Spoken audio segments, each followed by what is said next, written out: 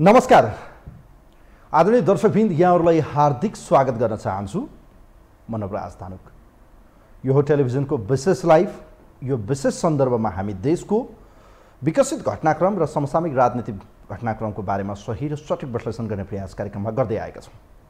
विशेषतः यतिखेर देशको राजनीति एकपछि अर्को गरी गिजो लिँदै जाँदैछ। कहिले चुनावको विषय, कहिले गठबन्धनको विषय, कहिले संसद भङ्गको विषय, कहिले गठबन्धन बन्ने विषय, कहिले पार्टी फुट्ने विषय, कहिले एमसीसीको विषय, त यतिखेर महाअभियोगको महाअस्त्रको विषयले यतिखेर नेपाली राजनीति तरङ्गित बनेको छ। विशेषतः आज सत्ता गठबन्धन र सत्ता गठबन्धनको घटक मानिएको काङ्ग्रेस, त्यसै गरी चाहिँ नेकपा माओवादी केन्द्र र एकीकृत समाजवादी पार्टीका संसदीय दलका प्रमुख सचेतकहरूले या पार्टीका झन्डै 98 जना सांसदहरूले लिखित रूपमा चाहिँ प्रधान न्यायाधीश चौलेन्द्र शमशेर जबराका विरुद्ध संसद सचिवालयमा यतिखेर महाअभियोग दर्ता गरेसँगै अब महाअभियोगको प्रस्तावले नेपाली राजनीति के होला, किनभने प्रतिपक्षी दल नेकपा एमाले बडो सशङ्कित बनेको छ र उसले आज नै आफ्नो सचिवालयको बैठक र दलको बैठक बोलाइसकेको अवस्था छ।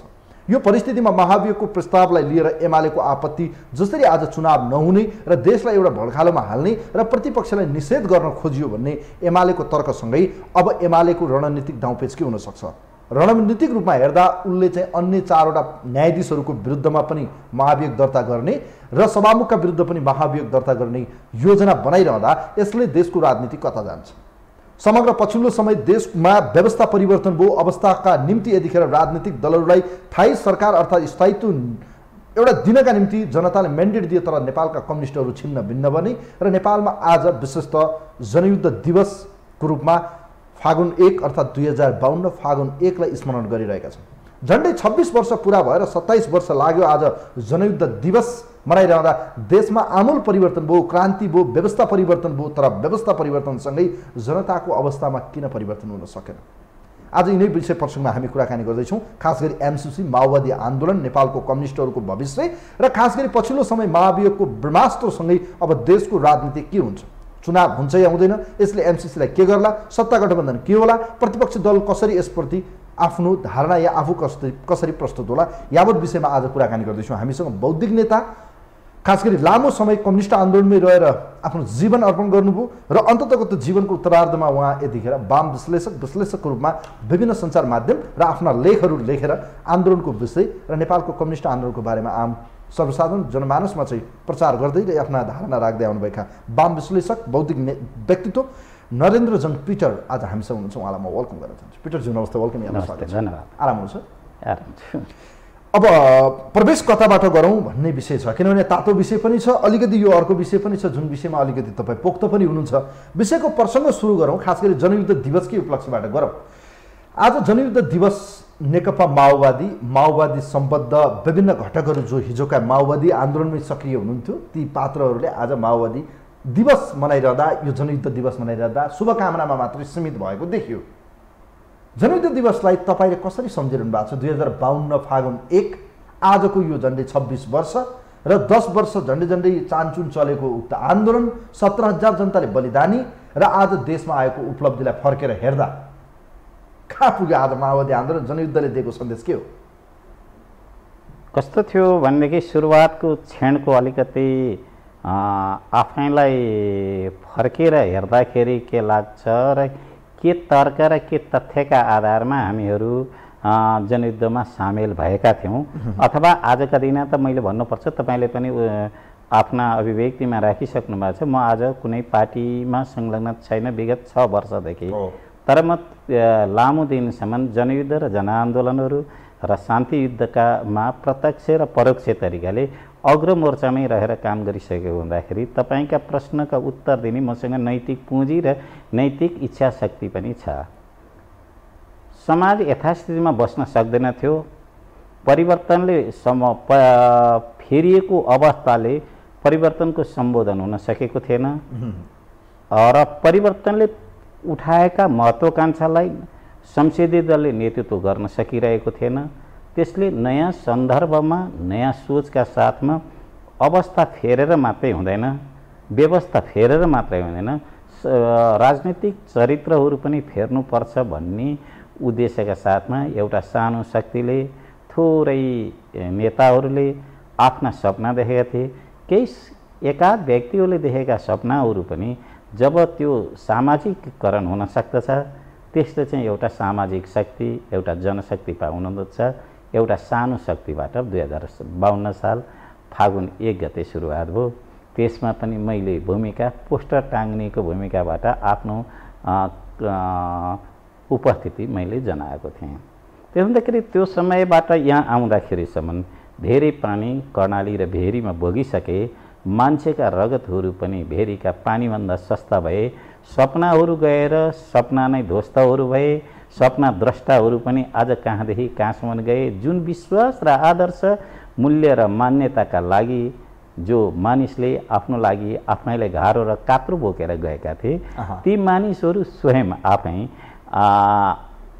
आदर्शको भारी चाहिँ ज्यादा गाह्रो भएर बमपुड्केको रूपमा फेरिरहेको अवस्थामा एउटा आदर्शवादी शक्तिहरू टुक्रा टुक्रा जाँदाखेरि, भिन्न भिन्न हुँदाखेरि 15वटा समूहमा विभाजन भइसकेको अवस्थामा पनि आज हेर्दाखेरि के साँच्चै नै विचार अनुसारको राजनीतिक आचरण हुनुपर्छ? के राजनीतिले सांस्कृतिकरण भएर एउटा शब्द लिनुपर्दछ? किन जनताहरू अगाडि बढेको थियो? किन मर्नको लागि मानिसहरू तयार भएको थियो? एकचोटि निर्मम समीक्षा गर्न मलाई पनि मन लाग्दछ। एक त्यो भयो। दोस्रो तरिकाले जुन उद्देश्य र जुन घोषणाका साथमा माओवादी जनयुद्ध सुरुवात भएको थियो, जनयुद्ध नै सुरुवात भएको थियो, त्यो 57 साल आउँदाखेरि आफ्नो सिफ्ट गर्यो। 57 सालमा आउँदाखेरि जनयुद्ध र जनआन्दोलनलाई एकीकृत गरेर, रिमिक्स गरेर र त्यसलाई चाहिँ माओवादी भाषामा नै भन्दाखेरि फ्युजनको सिद्धान्तका साथमा गाउँ र सहरको बिचमा, बुद्धिजीवी र किसानहरूको बिचमा यो जोडेर चाहिँ एउटा नयाँ तरिकाले जाने, गाउँले नै सहर घेरेर नयाँ चिज आउन सक्छ भन्ने किसिमको लागेन भनेपछि त्यसबेला वार्ता, संवाद अनि त्यता संविधान सभाको चुनाव, यी तमाम किसिमका अरू शक्तिसँग पनि वार्ता गर्ने किसिमका चिजहरू भए, जसका आधारबाट राष्ट्रिय र अन्तर्राष्ट्रिय सबै शक्ति र सबै शक्ति केन्द्रहरूसँग चिठी पत्र पनि प्रदान भयो। त्यसपछि अगाडि पनि भयो र त्यस पछाडि पनि अहिले जाँदाखेरि अर्को घोषणा 58मा आउँदाखेरि नयाँ चिजहरू जान त प्रजातन्त्र नै चाहियो, नयाँ तरिका। त्यो प्रजातन्त्रका मोडलहरू के हुन सक्छ त भनेर 21औं सदीको जनवाद भन्ने किसिमका चिजहरू आए। त्यसले 2-3वटा कुरा घोषणा गर्यो। एउटा संयुक्त राष्ट्रसङ्घका 5वटा शक्ति राष्ट्रहरूलाई चिठी लेखियो, युएनलाई चिठी लेखियो, हामीलाई सबैभन्दा सरोकार राख्ने भारतसँग पनि भयो। त्यस बेलाका सत्तामा रहेका प्रत्यक्ष र अप्रत्यक्ष सबै शक्तिहरूसँग कुरा भए। 2-2वटा वार्ताहरू जुन भयो, दुईटै वार्तामा म पश्चिमको एउटा व्यवस्थापकीय भूमिका निर्वाह गरेको हुँदा, चाहे त्यो बर्दियाको ठाकुरद्वारा होस्, चाहे दाङको हापुरे होस्, त्यसमा पनि रहेको देख्दाखेरि शक्तिसँग वार्ता, संवाद र निकास गर्ने प्रयत्नहरू सत्ता र प्रतिपक्ष विद्रोहीका साथमा भयो। अथवा घोषित उद्देश्यलाई चाहिँ 57बाट नै माओवादीले यु टर्न भनौँ न घुम्टीको रूपमा लिइसकेको थियो। ओके, अब कुरा गरौँ जस्तो पिटर सर, अहिले माओवादी आन्दोलनले यो देशलाई एउटा चरणमा पुर्यायो हो। हजुर, आज माओवादी आन्दोलनलाई फर्केर तपाईँले समीक्षा गरिरहँदा के माओवादी आन्दोलन यो देशमा आवश्यक थियो कि थिएन? आज समीक्षा भन्छ हेर्नुहोस्, मान्छेको ज्यान गयो, मान्छे मरे, बेपत्ता भए, अहिले पनि तिनका मुद्दा जिउका तिउँ छन्। तिनले न्याय पाए पाएन, राज्य विद्रोही सबै पक्षबाट जनताको जीवनस्तर तहस नहस भयो। एउटा क्रान्तिमा सारा नेपाली होमिए, एउटा परिवर्तन भयो, परिवर्तनको सम्भाग प्रचण्ड बन्नुभयो, प्रचण्ड ठाउँमा पुग्नुभयो, नेता ठाउँमा पुगे, एउटा व्यवस्था परिवर्तन भयो, सङ्घीय लोकतान्त्रिक गणतन्त्रात्मक एउटा संविधान पनि बन्यो, जसले धर्मनिरपेक्षताको एउटा भनौँ न ट्याग पनि लगायो। आज समीक्षा हुँदाखेरि माओवादीले हतियार उठाउनु गलत थियो, आन्दोलन गर्नु गलत थियो भन्ने तर्क पनि राख्छन्। यसलाई कसरी हेर्नुहुन्छ पिटरजी तपाईँ? होइन, हरेक परिवर्तनहरू, इतिहासको कुरा मैले आन्दोलनहरू, विद्रोहहरू एउटा सूत्र र आदर्शमा भनेका हामीले गरेका माग र अपेक्षा अनुसारका चल्दैनन्। जब सरकार र सत्ताहरू यथास्थितिलाई तोड्न चाहँदैन, विद्रोही शक्तिहरू यथास्थितिमा बस्न चाहँदैन, त्यसबेला टसल हुन्छ। त्यो टसल भनेको कहिले त्यो शान्तिपूर्ण टसल हुन्छ, त्यो भोटको माध्यमबाट हुन्छ, कहिले त्यो टसल अलग हुन्छ। यसलाई अर्को अर्थमा पनि विश्वका राजनीतिक शास्त्रीहरूले के विश्वास गर्छन् भने राजनीतिलाई रक्तपातहीन युद्ध भन्दछन् र युद्धलाई रक्तपातपूर्ण राजनीति भन्दछन्। त्यसले गर्दाखेरि समाजमा एउटा जुन वर्चस्वशाली समूह र वर्चस्वशाली चिन्तनले हामीसँग समाजलाई परिवर्तन गर्न चाहँदैन थियो त्यो समूहका साथमा। त्यसले माओवादी जनयुद्धले सबैभन्दा ठुलो काम के गर्यो भने नेपाली यथास्थितिमा रहेको समाजलाई वैचारिक हस्तक्षेप गर्यो, चेतना दियो र विकास दियो। चाहे अहिले फोरम भन्नुहोस्, दलित आन्दोलन भन्नुहोस्, जनजातिका आन्दोलनहरू भनौँ, माओवादीका ब्यानरमा नभएका माओवादीलाई विरोध गर्ने शक्तिहरूका आन्दोलनका आधार पनि माओवादीले तयार गर्यो।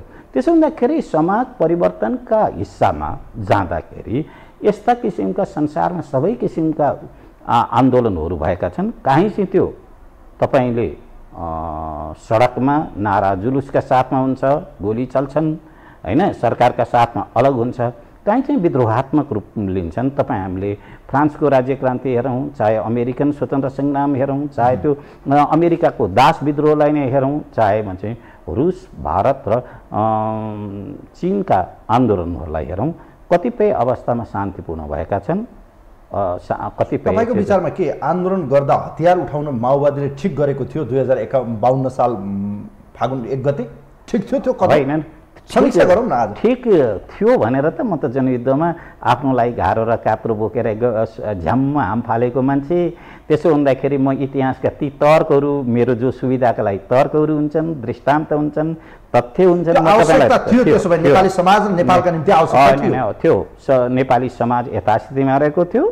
त्यसलाई तपाईँले देख्दाखेरि 48 देखि 52 सम्म जनमोर्चाका नामबाट आएका शान्तिपूर्ण अभ्यास गरिरहेका तत्कालीन संसदीय शक्तिमा 9वटा शक्ति उपस्थिति भएको तेस्रो शक्तिलाई रुकुम, रोल्पा, कालीकोट, जाजरकोट लगायतको ठाउँमा सत्ताधारी पार्टीहरूबाट जुन तरिकाको एउटा अगाडि गयो, हामीले त यो भन्नुपर्छ जनयुद्धको सबैभन्दा ठुलो श्रेय रोल्पाका तत्कालीन सिडिओ साहब अब्दुल रइस खाँ नै भन्नुपर्छ, जसले कि जिल्लालाई नै गिरफ्तार गरेर रोल्पालाई कारागार बनाउनु भएको थियो। जसले गर्दाखेरि आफ्नो शान्तिपूर्ण भाषाहरूलाई लिएर गएर राख्न सकेको थिएनन्। त्यस बेला प्रतिकार नगर्दाखेरि आफ्नो विचारको रक्षा गर्न सक्ने अवस्थाहरू त थिएन। अनि त्यसपछि आफूलाई योजनाबद्ध तरिकाले प्रतिकारका साथमा आयो र माओवादीले त सुरुवातमा तपाईँ हामीले नै भनौँ कहाँ चाहिँ मान्छे मारेको थियो र, जस्तो तरिकाले रुकुममा जैसी परिवारको जैसी बन्धुहरूको हत्या, त्यसपछि गोर्खामा दिलबहादुर रम्तेलको हत्या, या त जाजरकोटबाट त्यो ओलीहरूको विषयमा जानुपर्ने भन्नुहुन्छ कि यसलाई यो हिंसात्मक द्वन्द्व भन्नुहुन्छ तपाईँ? हेर्नुहोस्, यसमा पक्षधरिताका सबैभन्दा ठुला अर्थ हुन्छन्। शब्दका मर्म, अर्थ र व्यक्त गर्ने पनि तपाईँ कहाँ बसेर कुन पक्षमा बसेर कुरा गर्नुहुन्छ। त्यसो हुँदा त म त जनयुद्ध नै भन्छु नि त। तपाईँले त्यसलाई रक्तपातपूर्ण विद्रोह भन्नु। विदेशी शक्ति विशेष गरी अमेरिकाले अहिले पनि नेपालको त्यो आन्दोलनलाई एक्सेप्ट गर्न सक्यो त? होइन, त अमेरिका हिंसात्मक गतिविधि थियो, मानवता विरोधी गतिविधि भयो, 17,000 मान्छे मरे। होइन, पहिलो कुरा त हजुरलाई एउटा राम्रै तरिकाले यहाँहरू जस्तो मिडियाले करेक्सन गर्नलाई म अनुरोध गर्दछु। माओवादी, सर्वसाधारण जनता र सत्ता पक्ष गरेर 14,335 मात्रै भनौँ कि सङ्ख्याको रूपबाट यो हो। यो तपाईँले तत्कालीन इन्सेक, तपाईँको आइसिआरसी, माओवादी र गभर्मेन्टको सबैको सूत्रले 14,335 भनेर भन्छ। अब त्यो आग्राका साथमा 17,000 भनेकोमा यो सङ्ख्यालाई चाहिँ हामीले करेक्सन गर्दाखेरि राम्रो हुन्छ। तर इतिहासको व्यवस्थापन र घटनाको सौन्दर्यकरण र विभत्सीकरणमा पनि आफ्ना पक्षधरी हुँदाखेरि शब्दमा, सङ्ख्यामा, अवस्थामा त खेलिन्छ नि, होइन? त्यसो हुँदाखेरि आयो। दोस्रो, यहाँले भन्नुभयो अमेरिका, भारत लगायतका युरोपेली मुलुकहरूले जनयुद्धलाई नै स्वीकार गर्यो भने त उनीहरूलाई जुन तरिकाको लागेको आरोप थियो नि कम्युनिस्टहरूको विरुद्धमा, परिवर्तनको विरोधमा यिनीहरू छन्, अथवा उहाँहरूलाई ट्रेडिसनल तरिकाले लगाएको साम्राज्यवादी आरोपहरू, विस्तारवादी आरोपहरूले यदि माओवादीको गतिविधिलाई जनयुद्ध भनेर स्वीकार गर्दा त आफ्नै विश्वास र मूल्य र मान्यता विरुद्धमा जान्छ। बरु माओवादी लगायतका अन्य शक्तिहरूले पो त अमेरिकाले दिएको सर्टिफिकेटलाई प्रमाणपत्रलाई प्रजातन्त्रको मानव अधिकारको प्रमाणपत्रहरू मान्दछन्। जस्तो तरिकाले एउटा राष्ट्रिय स्वाभिमानका रूपमा रहेका देशहरू इराक र लिबिया लगायतका अन्य देशहरूमा अमेरिकी आक्रमण भन्नलाई हिचकिचाउँछन्। हामीहरूसँग पनि त समस्या छ नि। हाम्रा सोचहरूका निर्माण त पुँजीवादले कस्तो तरिकाले निर्माण गरिरहेछ भने हाम्रो दिमागमा एनजिओ र आइएनजिओले कस्तो तरिकाले दिमाग राखिदिएको छ र कसरी व्याख्या गर्नुपर्छ भन्ने किसिमको सौन्दर्य पनि अङ्ग्रेजीमा बोलिँदैन, नेपालीमै बोलिन्छ, नेवारीमै बोलिन्छ, मैथिलीमै बोलिन्छ। यसले गर्दाखेरि अमेरिकाले के भन्यो त्यसका आधारमा तपाईँले प्रमाणपत्र राजनीति शास्त्रमा लिन थाल्नुभयो भने राजनीति शास्त्र र इतिहासलाई तपाईँले फेरि अर्को दोहोऱ्याउनु पर्ने हुन्छ। तर आज नेपाली समाज अलिकति अहिले पनि विरोधाभास देखिन्छ या अहिले पनि यति धेरै एक्सेप्टेबल छैन। यो अहिले जुन तपाईँले भन्नुभएको छ माओवादीले शस्त्र युद्ध गर्नु ठिक थिएन है, उसले हतियार उठाएर जसरी समाजलाई विभाजित गर्यो या समाजमा एक किसिमको वर्गीय आन्दोलनलाई अगाडि बढाएर आज व्यवस्था परिवर्तन भयो।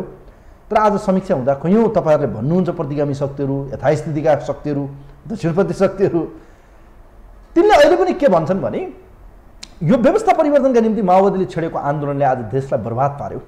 नगरेको भए हुन्थ्यो त, हतियार नउठाएको भए हुन्थ्यो नि त। अन्य पार्टी जस्तो काङ्ग्रेस एमाले जस्तै पार्टीको रूपमा त आज आउनु त संसदीय व्यवस्था त तपाईँहरू हिजो खसीको टाउको देखाउने गरेन कुकुरको व्यापार गर्ने हो यो चाहिँ भन्नुहुन्थ्यो। 52 साल 51 सालमा यो आन्दोलन सुरुवात हुँदा आज आएर त यही संसदीय व्यवस्थामा जानुपर्ने रहेछ भने त त्यो किन गरेको त?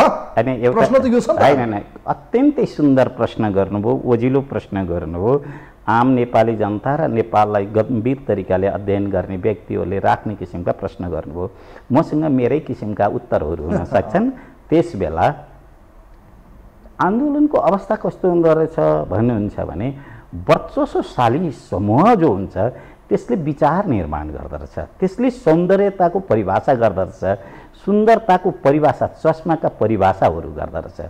त्यो वर्चस्वशाली समूहका लागि चाहिँ एउटा उत्पीडित मधेस, थारू, जनजाति, विभिन्न अल्पमत समूहहरू जबकि संसद भवनमा आएर विभिन्न रङ्गीचङ्गी एउटा फुलबारीका रूपमा सम्पूर्ण नेपाली आएकोमा वर्चस्वशाली समूहहरू प्रभुवर्गहरूलाई त्यो त आतङ्क भएको थियो। अरे त्यो पनि, त्यो दलित पनि, त्यो थारू पनि, त्यो मधेसी पनि आएर चाहिँ यत्रो तरिकाले गर्ने, आफूलाई चाहिँ म नेपाली हुँ, म एउटा भगौडा भारतीय छैन भनेर राजधानीका भित्तामा त त्यसरी लेख्ने भनेर वर्चस्वशाली समूहहरू तिल मिलाएर उनीहरूले सुन्दर कथ्यहरू रच्न थाले। त्यसले गर्दाखेरि सुन्दरता कुरूपतामा फेरिने, राम्रो नराम्रोमा फेरिने चिज भयो। धेरै जस्तो बौद्धिक क्षेत्रहरू, मिडियाहरू अथवा सुन्दरताका कविहरू त वर्चस्वशाली समूहका साथमा थिए। ती सबाल्टनहरूसँग त आफ्ना कुरा राख्नलाई त भाषासम्म नभएको बेलामा थियो। एक तपाईँको अर्को प्रश्नको उत्तरको मैले दिनै पर्दाखेरि नायकहरू खलनायकमा फेरिँदाखेरि पनि आन्दोलनका मर्महरूलाई निरन्तरता गर्न नसक्दाखेरि पनि आन्दोलनले पैदा गरेका सामाजिक परिवर्तनहरू, उथुलपुथुलहरू, सामाजिक मनोविज्ञानमा पारेको जबरजस्ती सिमेन्टेड सोचहरूलाई ध्वस्त गरेर सुन्दरताका परिभाषाहरू नै फर्कियो। अर्को कुरा जनताका परिभाषाहरू फर्के। जनताका परिभाषाहरू हिजोसम्म त एउटा मतदान दिने एउटा औजारको रूपमा मात्रै थिए अथवा बाबुजी सलाम भनेर भन्ने चिजहरूका साथमा पनि गर्विलो तरिकाले आँखा जुदाएर कुरा गर्न सक्ने एउटा समूह पैदा गरेको थियो। त्यो चिज सहन सक्दैन थियो। यस्तो बेलामा के हुन्छ भन्नुहुन्छ भने धेरै जसो राम्रा राम्रा कविहरू पनि भाट कविमा फेरिएका हुन्छन्, बुद्धिजीवीहरू राग दरबारी फेरिएका हुन्छन्, आदर्शवादीहरू सिंहदरबारको म्याराथन दौडमा रहेका हुन्छन्, नायकहरू गएर खलनायकमा पनि फेरिएका हुन सक्छन् र फेरिएका हुन्छन् पनि। समाजमा त गतिको रूपमा समाजलाई परिवर्तन हेर्ने धारणाहरू कम भएको बेलामा घटनाले दिएको सामाजिक प्रभाव जो छ नि, सबाल्टनहरूमा रहेको आत्मबल, भुइँ मान्छेमा भएको जागृति पनि देखेका सपनालाई टुक्र्याउन सकिँदैन। त्यसो हुँदा तपाईँले भन्नुभएको ओहो हिजो यत्र आदर्शका गफ गर्ने मान्छेहरू आज चाहिँ उनीहरूलाई नै सिंहदरबार जानुपर्ने, सत्तामै जानुपर्ने, पैसै कमाउनु पर्ने, भ्रष्टै हुनुपर्ने, काङ्ग्रेस एमाले राप्रपासँग भन्दा भिन्न देखिनु नपर्ने, अनि चाहिँ जनयुद्धको कसरी तिनीहरूले औचित्यता पुष्टि गर्न सक्दछन् अथवा स्वामित्व कसरी लिन सक्छन् भन्ने किसिमको प्रश्न त स्वाभाविक हो। तर आन्दोलनको चरित्रहरू, विद्रोहका चरित्रहरू, आन्दोलनले दिएको उत्पादनहरू तपाईँ इतिहासबाट मेटाउनु। त्यो आन्दोलनले आज देशलाई सही ठाउँमा पुर्यायो त?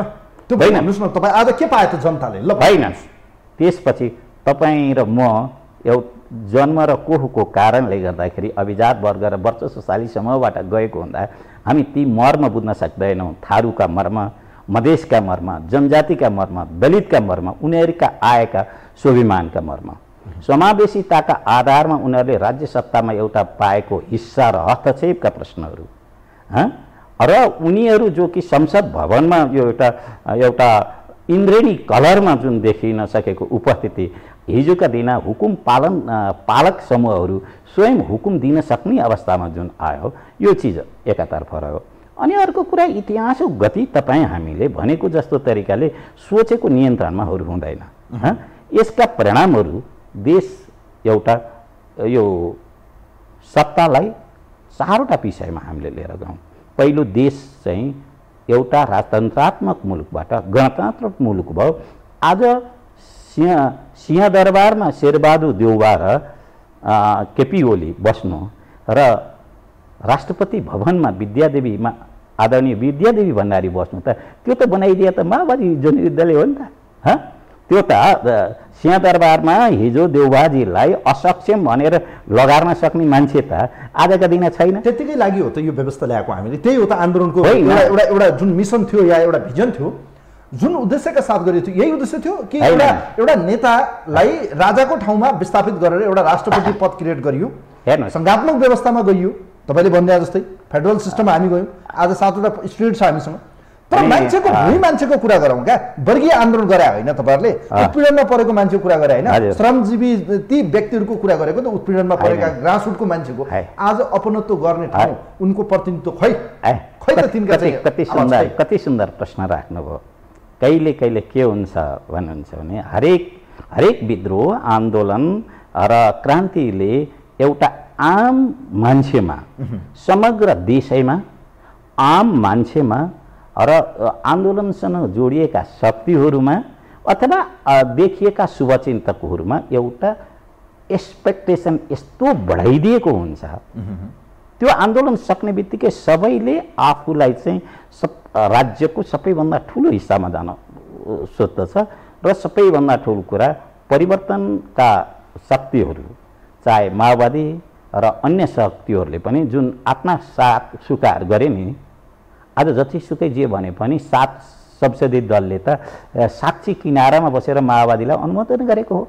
शान्ति प्रक्रिया 12 बुद्धि त भयो। अनि त्यति मात्रै होइन, विश्वका 5 चाहिँ शक्तिशाली राष्ट्रहरू, संयुक्त राष्ट्रसङ्घका स्थायी प्रतिनिधिहरूले साक्षी किनारामा त बसेर शान्ति सम्झौताका विटनेस त बनेका हुन्। संयुक्त राष्ट्रसङ्घदेखि लिएर गएर होइन, अब UNHCR का नेतृत्व भएर आएका अन्मिनहरूका विषयमा आउँदाखेरि त्यो त उ गरेका हुन्।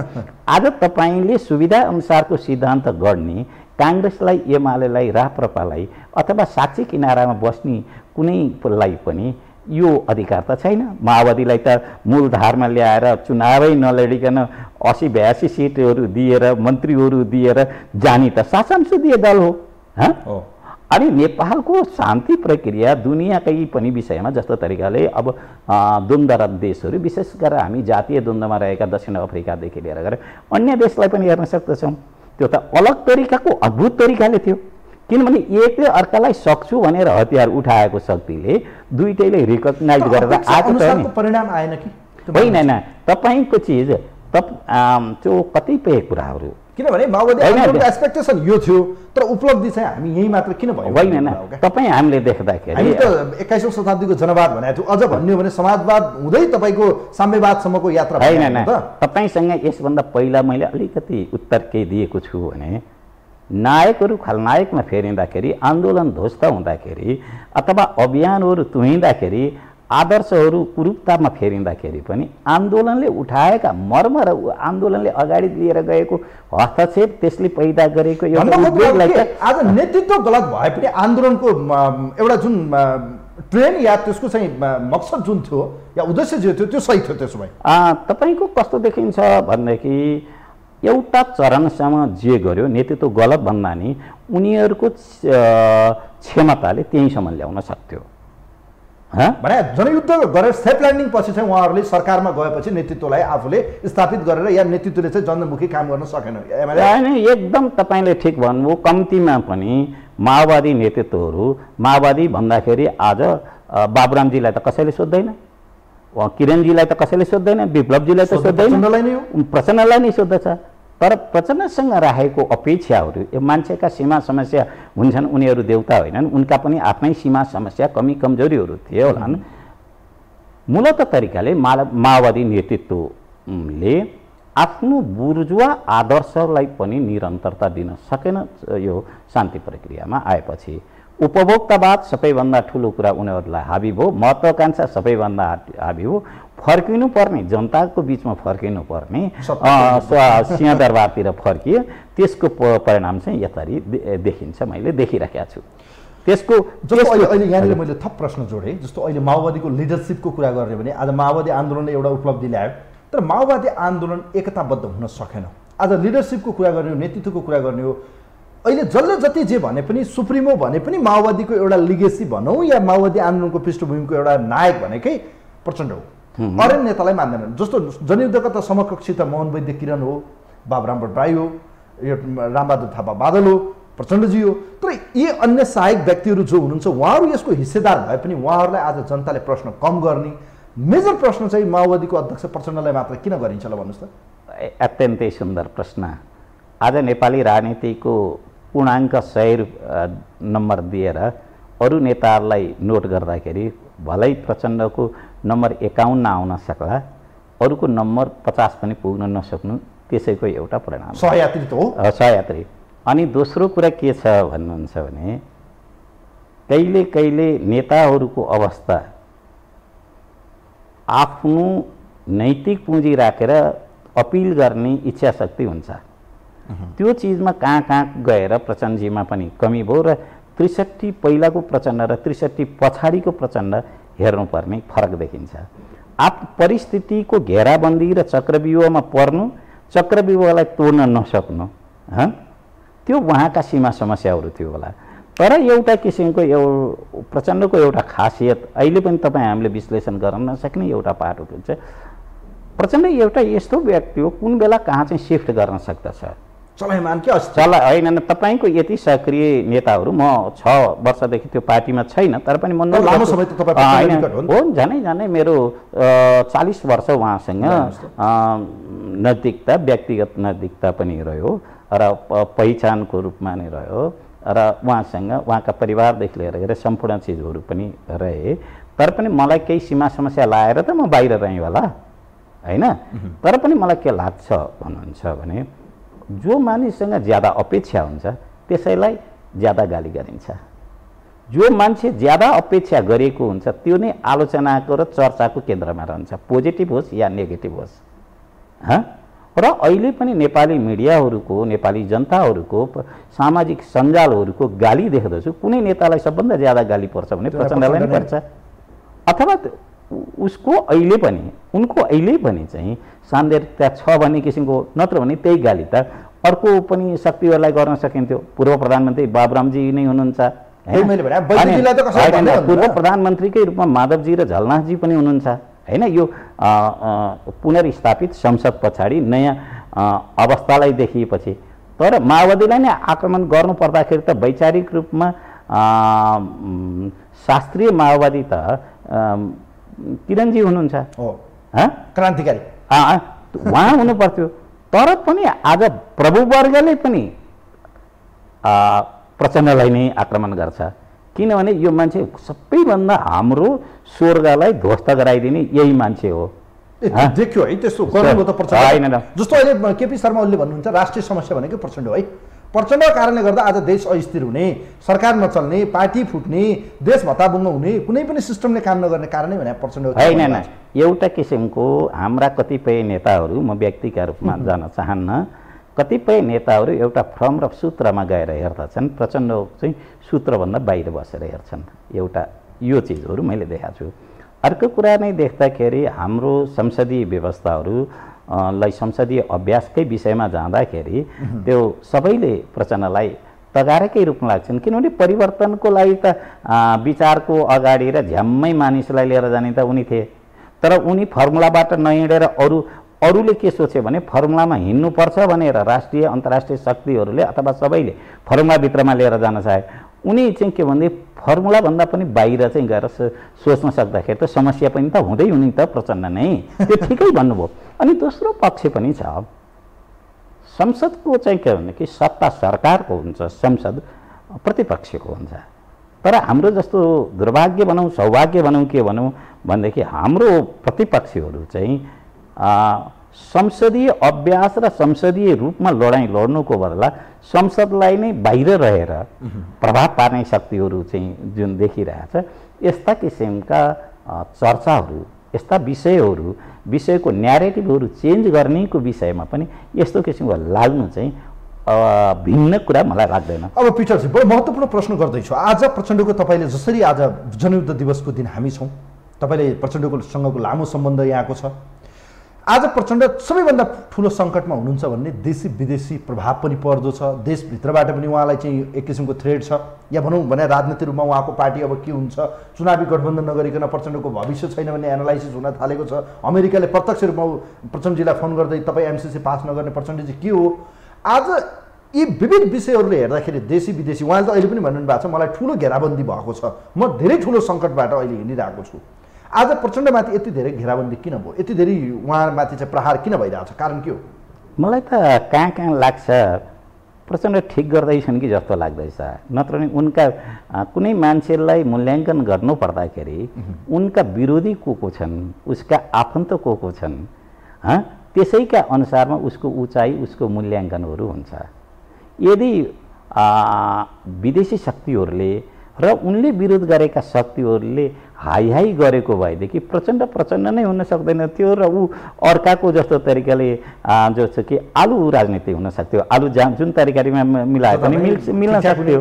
त्यसो हुँदाखेरि उनको औचित्य आवश्यकता र अहिले पनि चाहिँ अपेक्षा डराउनु पर्ने आवश्यकता गर्नुपर्ने शक्तिहरू अहिले पनि छन् भन्दाखेरि प्रचण्ड कतै त आफ्नो औचित्य फेरि पुनर्स्थापित गर्ने हैसियतमा त छैनन्।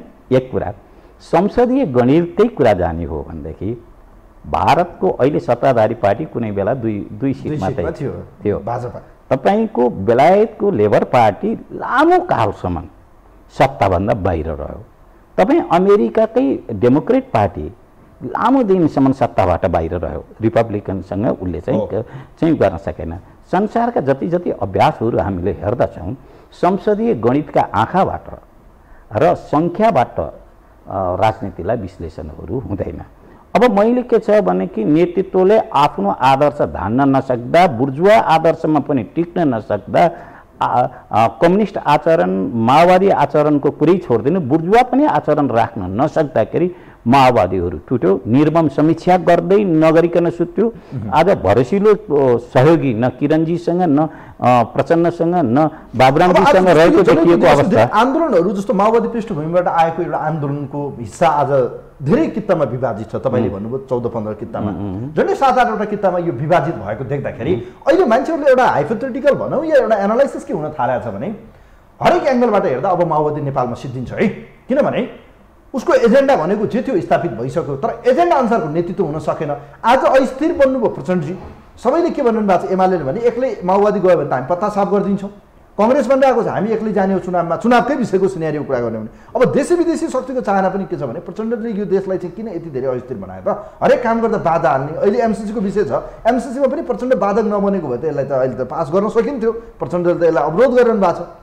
सत्ता गठबन्धन पनि उहाँले बनाउने अनि गठबन्धनबाट एमसिसी पनि अगाडि नबढाउने, संसदले पनि काम गर्न नसक्ने, यी सबै कुराहरू हेर्दाखेरि अबको केही समयपछि आउने चुनावसम्म यो देशमा माओवादी रहँदैन है भन्छन् मान्छेले, के भन्नुहुन्छ तपाईँ?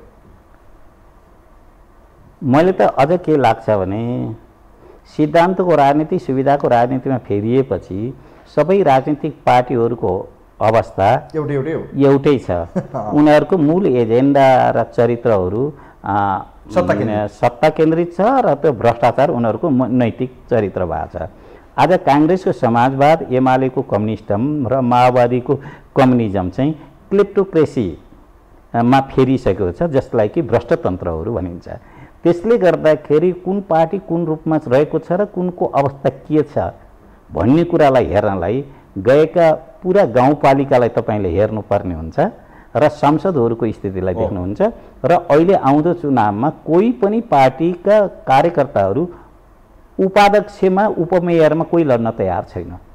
उपमेयर र उपाध्यक्षहरू र अध्यक्ष र मेयरहरूको बिचको कन्ट्राडिक्सन तपाईँले देख्न सक्नुहुन्छ। सबै पार्टीमा समान छ।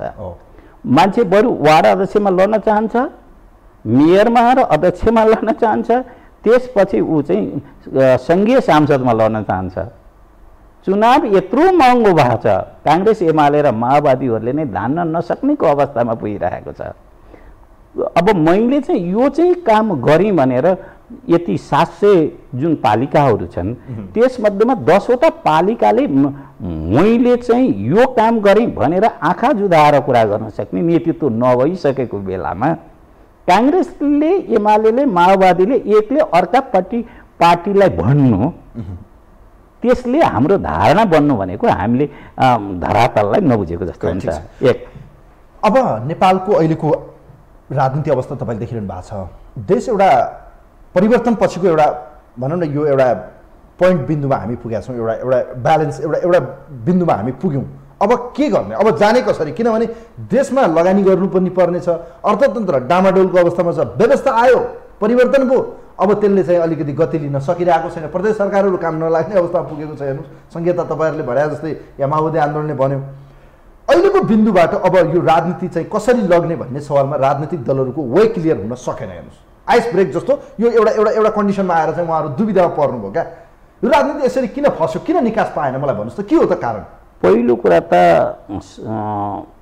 63ले गरेको 62-63सम्म आइपुग्दा जनयुद्ध र जनआन्दोलनको समायोजनमा नयाँ सरकारहरू निर्माण भयो। त्यो सरकार फेर्ने नभइकन सत्ता फेर्ने एउटा आन्दोलन थियो। एक त्यस पछाडि यो देशमा एउटा नयाँ राजनीतिक अभ्यासहरू सुरुवात भए, त्यो सहमतीय राजनीतिक अभ्यास भयो।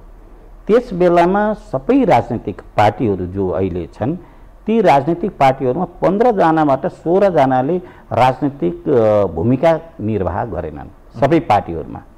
यो चाहिँ काङ्ग्रेस, एमाले, माओवादी, समाजवादी फोरम अथवा सबै चिज गर्दाखेरि नेपालको चाहे संविधान निर्माण, पहिलो निर्वाचन र दोस्रो निर्वाचनमा जति पनि सहमतीय राजनीति भने पनि गिरिजाबाबु प्रचण्ड, बाबुराम, केपी झलनाथ र माधवजी अथवा यादवजी लगायतका अथवा थोरै शक्ति 15 जना भन्दा माथि चाहिँ राजनीतिक इन्जोय अथवा राजनीतिक प्ले चाहिँ गर्न सकेनन् र त्यसलाई कुनै सीमित मान्छेले चाहिँ जस्तो चलाए त्यस्तै जान थाल्यो। संसदको अर्थ रहेन, संविधानको अर्थ रहेन, सिस्टमको रूपको काम भएन। अनि त्यस पछाडि सहमतीय राजनीति विमतीय राजनीतिमा सुरुवात भएर एकले अर्कालाई ध्वस्त गर्ने राजनीतिका रूपमा गयो।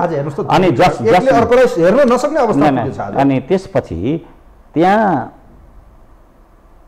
पछाडि पुग्दैखेरि जुन विषयमा परिवर्तनको कमिटमेन्ट गरेका थिए, एउटा सायद 12 बुँदामध्येमा बुँदा नम्बर 7मा हो कि केमा चाहिँ अब हामीले हिजोका दिनमा भएका जस्ता तरिकाले कमी कमजोरी दोहोऱ्याउने छैनौँ भनेर प्रतिबद्धता जाहेर गरेका छ। तर अहिले ती चाहिँ के भयो भने कि हामी चाहिँ स्वत्वका टकराहटमा स्वभाव र स्वभावहरू संस्कृतिहरू फेर्न गाह्रो हुँदो रहेछ हैन। त्यसले गर्दाखेरि ती सहमति र नयाँ यात्रा, राजनीतिक यात्रा हामीले सुरुवात गरेका थियौँ, त्यो स्वत्वका टकराहटहरूमा गए। अनि अब कुरा गरौँ यो राजनीतिसँगै यतिखेर एमसिसीको विषय छ। आज दुईवटा घटनाक्रम बडो चर्चाको शिखरमा छन्। महाभियोगको प्रस्ताव र एमाले अहिले आतंकित बनेको छ। संसद अवरोध थियो, अब संसद अवरोधका बीचबाट पनि महाभियोग प्रस्तावलाई संसद सचिवालयमा टेबल गरिदिएको छ आज सत्ता गठबन्धनले।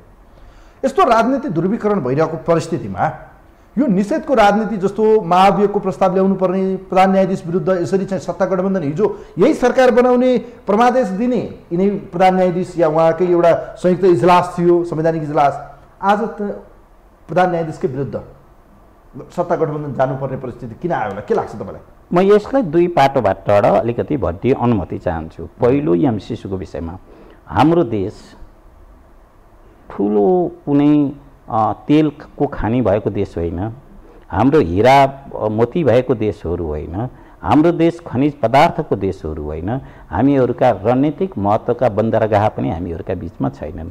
तर पनि हाम्रो देश अन्तर्राष्ट्रिय चासो चिन्ता र लबिङको विषयमा किन छ त भन्दा हामी दुईटा देशका बिचमा दुईटा ठुला देश, विश्वका महाशक्ति देश चीन, उदयमान शक्ति भारतका बिचमा रहेको भू संवेदनशील अत्यन्तै संवेदनशील देशमा छौँ। यो संवेदनशीलताका बिचमा हाम्रा टेकेर हामीसँग विगतमा केही घटनाक्रमहरू पनि छन्। खम्पा विद्रोह भनेर जसलाई चिनिन्छ, पहिलोचोटि नेपालमा काठमाडौँ राजधानीभन्दा बाहिर चाहिँ मन्त्री परिषदको बैठक बस्नु परेको थियो। यहाँबाट उत्तरी क्षेत्रहरू रणभूमि बनेका थिए। त्यसले गर्दाखेरि कुनै पनि बेला यो घटना हुन सक्छ भन्ने किसिमको थियो। अर्को कुरा 62मा सन् 62मा जब 60को पछाडि जब कि दलाई लामाको तिब्बतबाट भारत पलायन जुन भयो, त्यस बेला भारत चीनको बिचको 62को लडाइँ नभएको भए हामीहरूका पनि बिचमा केही हुन्थ्यो कि हाम्रो सुरक्षा कसरी जोगिन्थ्यो जोगिँदैन थियो भन्ने किसिमको छ। सानो देश हुँदाखेरि पनि भू संवेदनशीलताले गर्दाखेरि ठुला शक्तिहरूको क्रियास्थल रणक्षेत्र यो चाहिँ चिज बन्न नहोस् भन्ने किसिमको रणक्षेत्रको कुरा हो। हामीले त यसो तरिकाले सन् 1951 देखि राणा शासनकै पालादेखि अमेरिकन सहयोग त हाम्रो देशले लिइरहेको छ। तर अहिले होइन, पक्नुस् न, अहिले आएर एमसिसीको विषय त विवाद बन्यो। यो एमसिसीको विषय विवाद पर्नको पछाडि यो रणनीतिक उद्देश्यका साथमा रह्यो। हुन त दाताको हरेक बेलामा दान दिने बेलामा आफ्ना स्वार्थता रहन्छन् नै, तर एमसिसीको चाहिँ विषय यो अन्य परियोजना भन्दा फरक हो। यो अन्य परियोजना भन्दा यो एक अर्थमा जस्तो तरिकाले नाटोको गठन जुन युरोपमा भयो दोस्रो विश्वयुद्ध पछाडि, अथवा तपाईँ हामीले नै देख्न सक्यौँ अहिलेको गएको वर्ष नै यही गएको वर्ष डेमोक्रेसीको विषयमा जुन समिट भयो होइन, त्यस्तै तरिकाले यो एमसिसी अमेरिकी विदेश मन्त्रालयको मातहतमा चलेको मात्रै नभई दान दातव्य त संसारले अमेरिकासँग दिएको छ। आज ऊ धनाढ्य भएछ, धनाढ्यको एउटा दायित्व पनि हो गरिब देशहरूलाई सहयोग गर्ने र गरिब देशको मानवाधिकारको विषयमा उसले चाहिँ स्वार्थ होइन न कुनै गर्नु भएन होइन न। यो चिजहरू हामीलाई दबाब दिएर यस्तो चिज गर्न चाहिँ ठुला चिजको लागि पनि अमेरिकाले तपाईँहरू लिने या नलिने, यस अर नो, तपाईँहरू क्लियर गर्नु सब डिक्लेयर गर्नुहोस्। हामी यो धेरै अल्झिने पक्षमा होइन। 28 फेब्रुअरी भन्दा पर हामी होइन, यो होइन, यो स्वाभाविक। कहिले पनि ठुला मान्छेहरूले साना मान्छेले गरेको घुर्कीहरू पनि यसो नगर्ने भनेर आँखा उठाएको पनि हेर्न सक्दैन, भनेको नमान्ने भने जस्तो हुन्छ। अर्को कुरा, एमसिसी नहुँदाखेरि पनि संसारमा कहाँ चाहिँ अमेरिका जानबाट रोकिया छ र फेरि त्यो पनि हो। लिबियालाई त बोलाएको थिएन कर्नल गद्दाफीले होइन, सद्दाम हुसेनले त यहाँ चाहिँ इराकमा बोलाएका थिएनन् कि होइन। यी चिजहरू पनि दुईटा छ। यो चाहिँ रणनीतिक महत्त्वको विषय हो। त्यो पेन्टागनले यसको नेतृत्व जुन गर्ने, जुन रक्षा मन्त्रालयले नेतृत्व गर्ने, यो दानको विषयमा मात्रै नभइकन यसका पछाडि धेरै छन्। यसको पछाडि अर्को पोइन्ट पनि छ, भारतको फेरिँदो चाहिँ विदेश नीतिले पनि यसमा सबैभन्दा क्लियर छ नि त। उता अहिले त अमेरिकी अस्ट्रेलिया अमेरिका तपाईँको पछिल्लो गएर भारत यी लगायतको देशहरू होइन। त्यहाँ पनि दुईटा किसिमको चिज छ। एउटा कुरा शासक दलको एउटा जुन 14 पछि आएको विदेश नीतिहरू आएको छ, भारतीय संस्थापन जो चिज छ लामो दिनसम्म उसका रक्षा सौदाहरू हामीले चाहिँ उसका आधारभूत संरचनामा जुन रसियनहरूले बिल्डअप गरेका छन्। भारत त अहिले त आतंकवादको विरुद्धमा होइन, क्लियर छ होइन। आतंकवाद पनि भनेपछि यो शब्दमा पनि खेल अत्याउँदा छ। 1951 पछाडि सरी यो 9/11 पछाडि यो चिजहरू आएका हुन्। त्यसो हुँदाखेरि भारतकोमा अहिले तपाईँले पढिराख्नु भएको छ, भारतको विदेश नीतिमा जेनोसाइड वर्ल्डले अमेरिकी मानवाधिकार संस्थाले भारतमा एउटा नरसंहारको सम्भावना आयो भनेर रिपोर्टहरू आइरहेको छ। तपाईँले अहिले भर्खरको तपाईँ जानुहोस् जसले रुवान्डामा नरसंहार आयो भनेर 5 वर्ष पहिला त्यहाँका राष्ट्रपतिलाई भनेको थियो, उसले भारतलाई अहिले सजाय गराएको छ। त्यसो हुँदाखेरि यसमा हामी कहिले कहिले विश्व त यति साँगुरिसक्यो नि, ग्लोबलाइजेसन यति साँगुरिसक्यो, साना देश पनि ठुला देशलाई महत्त्व हुँदो रहेछन्। हाम्रो महत्त्व एमसिसीको महत्त्व भनेको हाम्रा जस्ता देशमा धारणाहरू बनाउने भनेको कुरा पनि हाम्रो संवेदनशीलता, भूसंवेदनशीलता हो। म कार्यक्रमको अन्त्यमा छु नरेन्द्र पिटरजी, बडो महत्त्वपूर्ण समय दिनुभयो यहाँले, र अन्त्यमा म एउटा मात्रै प्रश्न, जस्तो यो महाभियोगको प्रस्ताव, एमसिसीको विषय र अब राजनीतिक घटनाक्रम के हुनसक्छ? जस्तो एमाले सभामुखका विरुद्धमा हामी महाभियोग ल्याउँछौँ, अन्य 4वटा न्यायाधीशका विरुद्ध पनि ल्याउँछौँ भनिसक्नु भएको छ, सत्ता गठबन्धनले प्रधान न्यायाधीशका विरुद्ध महाभियोग दर्ता गरिसकेको छ। एकातिर एमसिसीको विषय संसदमा आउँदो बैठकमा टेबल गर्ने भनिएको थियो, भोलिको बैठक चाहिँ 2 दिन पर सारेर 4 गते बोलाइएको छ। अब के हुन्छ? सत्ता गठबन्धन रहन्छ कि अब के हुन्छ? 1 2 3 प्लिज। पहिलो कुरा त सत्ता पक्ष र प्रतिपक्षीहरूमा देशको सार्वभौम पक्षमा एक धारणा ल्याउनु पर्ने हुन्थ्यो।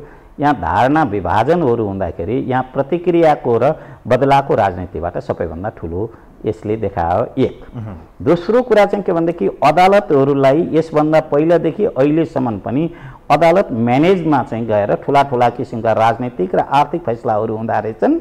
यो पनि आफ्ना हितमा फैसलाहरू गर्न नसक्ने स्थिति देखेपछि बदलाका स्थितिबाट राजनीतिक औजारहरू प्रयोग भयो। तेस्रो पक्ष चाहिँ के छ भनेदेखि डेमोक्रेसीको विषयमा विश्वव्यापी रूपमा संसदीय व्यवस्थाको विषयमा चेक एन्ड ब्यालेन्सको लागि संसद, सरकार, कार्यपालिका, न्यायपालिका र व्यवस्थापिकाको बिचमा एकता पनि र दूरी पनि ल्याउनु पर्ने हुन्थ्यो। ती संस्थाहरूमा ती आफ्ना भूमिका खेल्न नसकेको यो गरिब देशको गरिब प्रजातन्त्र लोकतन्त्रको कमजोर राजनीतिक नेतृत्वको होइन। न अदालतले काम गर्न सक्यो, न प्रतिनिधि सभाले काम गर्न सक्यो, सरकारलाई जसलाई अहिले यो ब्रह्मास्त्र जसले हाने पनि हुन लाग्यो होइन। यस्तो विषयमा मैले केही दिन पहिला प्रतिपक्ष तपाईँको सभामुखका विरुद्ध आउने सत्तापक्ष ल्यायो भने उनले पनि अन्य न्यायाधीशलाई हटाउनु। त्यहाँ पहिला चाहिँ यो तपाईँसँग केही बेर पहिला नै मैले राखेको कुरा, सिद्धान्तको राजनीति जब सुविधाको राजनीतिमा फेरिन्छ तब आफ्ना हित अनुसारकै नै नीति चाहिँ पास होस् भनेर लिएर गइन्छ भने विरोधीलाई बदलाको राजनीतिका आधारमा औजार चलाइन्छ। त्यसको अहिलेको राजनीति यो हो। यसको चाहिँ अवस्था के हो भन्नुहुन्छ भने यो भूसंवेदनशील देशमा एउटा पोलिटिकल भ्याकम भएको जानकारी हो। पोलिटिकल भ्याकम त कहीँ पनि हुँदैन, शून्यता त कहीँ हुँदैन नि। शून्यतालाई पुरा गर्नलाई तपाईँ हामीले देख्दछौँ एउटा ठुलो शक्ति त्यहाँ आइपुग्न सक्छ, जो हावाहुरी भुमरी परेर जो आएको देख्छौँ नि हामीहरूले, अथवा सुनामीहरूलाई हामीले देख्दछौँ, त्यो चिज पनि आउन सक्छ। त्यो भनेको नेपाली समाज, राष्ट्र र परिवर्तनका भएका चिजलाई नै अप्ठ्यारो परेको। पूर्व राजा फर्किने सम्भावना छ कि छैन त? प्लिज, किनभने यो सिस्टमहरू अहिले जसरी प्रधान न्यायाधीश, अदालत लथालिङ्ग, एमसिसीको विषय देशमा आउँदैछ, एकातिर चुनावमा जाने कुरा छ, चुनाव नगर्ने रणनीति हो भनेर एमाले भनेको छ। अब एमाले भन्दैछ सभामुखले बाधक हो, सभामुख हामी अब यो तोडफोड जस्तो पो हुने भयो त, एकले अर्कोलाई नमान्ने, यहाँ लफडाबाजी गर्ने, बदला चाहिँ कस्तो छ, गाली बेइज्जतीमा उत्रिने होइन। तपाईँको के छ भने अन्य विषयमा हेर्दाखेरि 2-2 जोड्दाखेरि 4 हुन्छ, राजनीतिमा 2-2 जोड्दा कहिले 5 पनि भइदिन्छ, कहिले 3 पनि भइदिन्छ। त्यसो हुँदाखेरि राजनीतिको भविष्यवाणी गर्नको लागि दशरथ रङ्गशालामा बसेर खेलको चाहिँ एनालाइसिस गरेको जस्तो गर्नलाई रेफ्री पनि हुँदैन, त्यहाँ रेड कार्ड देखाउन सक्ने पनि छैन, राजनीतिमा दिन सकिँदैन। त्यसो हुँदाखेरि दोस्रो कुरा इतिहासको एउटा प्रवाहमा गइसकेको हुँदाखेरि इतिहासप्रतिको न्याय गर्नलाई पनि न राजा पनि फर्किन चाहँदैनन्। किन चाहँदैनन् भने इतिहासको एउटा ऐतिहासिक सङ्कटमा जान भने बचाउने कसले त? मलाई कसले बचाउँछ त? त्यस बेला भूमिकाका रूपमा कुनै न प्रतिशोध दुर्विकरणले कहाँ पुर्याउँछ त देशलाई? यो चिजहरूमा जे पनि हुन सक्छ। त अर्को कुरा, राजा त अत्यन्तै सम्मानित र राजा त राजनीतिक संस्कृतिमा रहेको मान्छे देखिसकेको छ नि त अहिले त। उनी आफूलाई चाहिँ फेरि अराजनैतिक भूमिकामा आउन सक्लान् भन्ने किसिमको र जोखिम मोल्लान् भनेको लाग्दैन। 2-2 चोटि राजा बनिसकेका छन्, तेस्रो चोटिको राजा बन्नको लागि उनी पनि लालित छैनन् होला। हुन त कमल थापाजीले उहाँप्रति राप्रपाको मिटिङमै पनि भन्नुभयो कि महाधिवेशनलाई प्रभाव पार्नुभयो भनेर भन्नुभयो। मलाई त लाग्दैन बगेको खोलालाई फर्काउन सकिँदैन। यो एक चरण गणतन्त्र तपाईँको एनालाइसिस के त? अब प्रेडिक्सन हेर्ने हो, एक किसिमको तपाईँको यसो समीक्षा गर्ने हो भने देश के साँच्चैको अँध्यारो सुरुङमा छिर्न थालेको हो कि उज्यालो भविष्य छ कि देश निकास पाउँछ पाउँदैन कहिले के लाग्छ तपाईँलाई के कहिले चाहिँ के छ भने यस्ता बेलामा सम्भावना यस्ता बेलामा हरेक राजनीतिक पार्टीभित्रका भिड नबनेका र भक्त नबनेका कार्यकर्ताहरूले आफ्नो राजनीतिक नेतृत्वहरूलाई संवेदनशील बनाएर लिएर जानुपर्ने आवश्यकता हुन्छ। नत्र नै यो देशमा जे पनि अप्रिय घटनाहरू आइरहेका छन्, सङ्केतले मानकले चाहिँ हामीलाई अप्रियतातर्फ लिएर गएको छ। सम्पूर्ण नागरिकहरू भिडमा फेरिन भएन र दोस्रो कुरा हरेक पार्टीका कार्यकर्ताहरू राजनीतिक कार्यकर्ता भएर संवेदनशील हुनु पर्यो। यहाँ बदलाको राजनीतिबाट जाँदाखेरि कसैलाई पनि हित गरेको छैन। अब हामीले दुईजनाको आन्तरिक झगडाले एउटा इराक पार्टी ध्वस्त भएको, इराकी नै ध्वस्त भएको, अहमद चलाबी र सद्दाम हुसैनको आन्तरिक कलहले गर्दाखेरि ध्वस्त भएको कुरा इतिहासबाट सिक्नुपर्छ र सिकुन् भन्ने नेपाली नेताहरूलाई आशा र अपेक्षा गर्छु। धेरै धेरै धन्यवाद दिन चाहन्छु यहाँलाई समय बिताउनको लागि। Thank you so much. दर्शकवृन्द, यो विशेष लाइभ विशेष सन्दर्भमा आज हामीसँग वाम विश्लेषक, पूर्व कम्युनिस्ट पार्टी सम्बद्ध एकजना नेता नरेन्द्र जङ पिटर आज हामीसँग हुनुहुन्थ्यो। लामो समय जनयुद्ध कालमा होमिनुभयो, तर आज जनयुद्ध दिवस विशेष गरी फागुन 1 र देशमा नयाँ विकसित राजनीतिक घटनाक्रमले नेपाली राजनीति कुन मोड लिन्छ र कुन परिस्थिति सिर्जना हुन्छ ठ्याक्कै भन्न सक्ने अवस्था छैन। तर सङ्केत हेर्दाखेरि देशमा कुनै अनिष्ट घटना आउँछ कि देश कुनै एउटा भुमरीमा फस्छ कि भन्ने आशंका भने अवश्य छ।